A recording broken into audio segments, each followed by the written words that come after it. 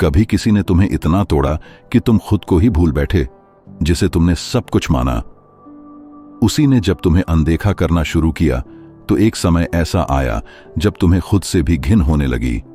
तुम हर सुबह इस उम्मीद में उठते थे कि शायद आज वो तुम्हें याद करेगी, शायद एक मैसेज, एक कॉल, एक आई मिस यू। लेकिन दिन बीतते गए और वो लौटकर नहीं आई। अब ध्यान से सुनो, जब रिश्ता तुम्हें तोड़ दे तब स्टोइसिज्म तुम्हें जोड़ेगा।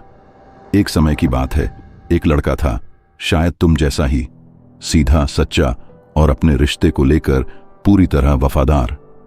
उसने एक लड़की से दिल से प्रेम किया, ऐसा प्रेम जिसमें उसने अपनी वैल्यू भी गिरा दी, अपनी रिस्पेक्ट भी खो दी, सिर्फ इसलिए ताकि वो रिश्ता बच जाए। शुरुआत में सब अच्छा था, लड़की उसकी तारीफ करती, उसका ख्याल रखती, साथ समय बिताना चाहती थी। लड़के को लगा बस यही है मेरी जिंदगी की वो वन। लेकिन धीरे धीरे चीजें बदलीं, लड़की का रवैया बदलने लगा। अब वो उस लड़के को अवॉइड करने लगी, उसकी बातें अनसुनी करने लगी और हर बार जब लड़का उसकी फिक्र करता उसे पॉजिटिव, इनसिक्योर और टॉक्सिक कहा गया। लड़का हर बार समझौता करता गया।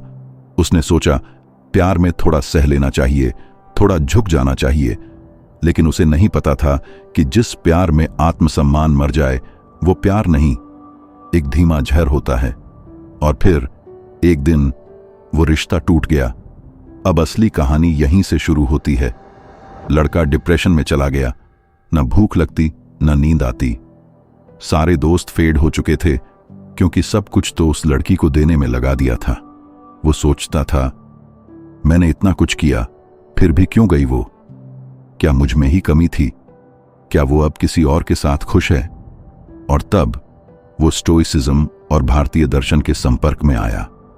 स्टोइक दर्शन कहता है हमारे कंट्रोल में केवल हमारे कर्म हैं, परिणाम नहीं।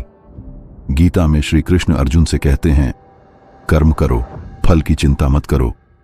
उसे समझ आया, उसने रिश्ते में बहुत कुछ किया लेकिन फल की उम्मीद बहुत ज्यादा थी। वो लड़की उसकी खुशी का केंद्र बन चुकी थी और यही सबसे बड़ा भ्रम था। फिर एक दिन उस लड़के ने एक चौंकाने वाला निर्णय लिया। अब से वो किसी को साबित नहीं करेगा कि वो कितना वफादार है। अब से वो खुद को साबित करेगा कि वो कितना शांत, कितना गहरा और कितना शक्तिशाली बन सकता है।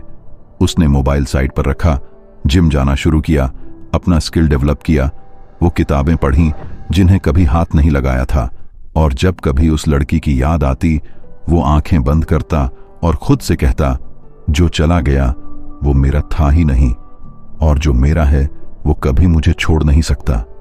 फिर उसने अपने एक गुरु से बात की, एक साधु जैसे व्यक्तित्व से जो पहले कभी आर्मी में थे और अब जीवन को समझ रहे थे गहराई से।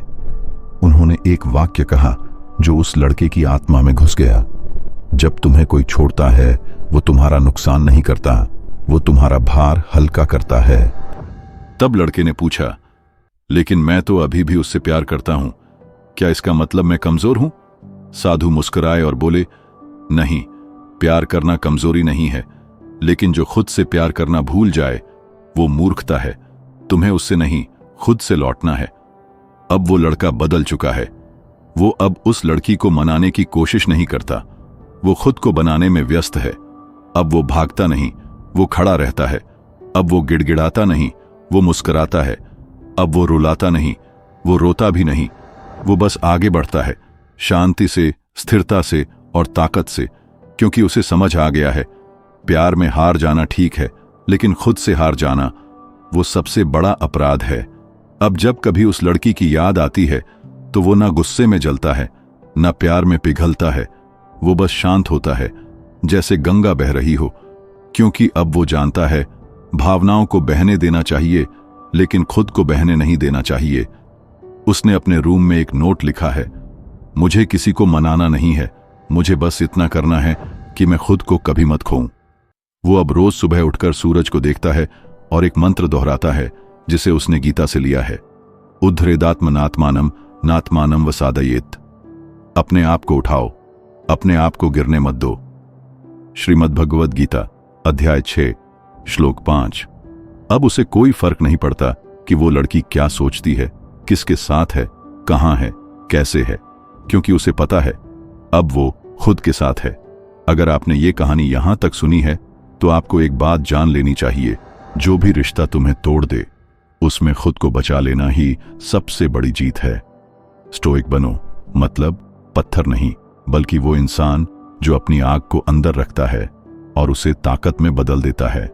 आज से चेस करना बंद करो, खुद को पाना शुरू करो। नीचे कमेंट करो, अब मैं खुद से रिश्ता नहीं तोड़ूंगा। इस वीडियो को उस दोस्त के साथ शेयर करो जो किसी टॉक्सिक ब्रेकअप से गुजर रहा है। शायद ये कहानी उसकी जान बचा दे। लाइक करो, कमेंट करो और सब्सक्राइब करना मत भूलना, क्योंकि स्टोइक नीति में हम वही कहते हैं जो कोई और नहीं कहता। धन्यवाद। अब वक्त है फिर से उठने का।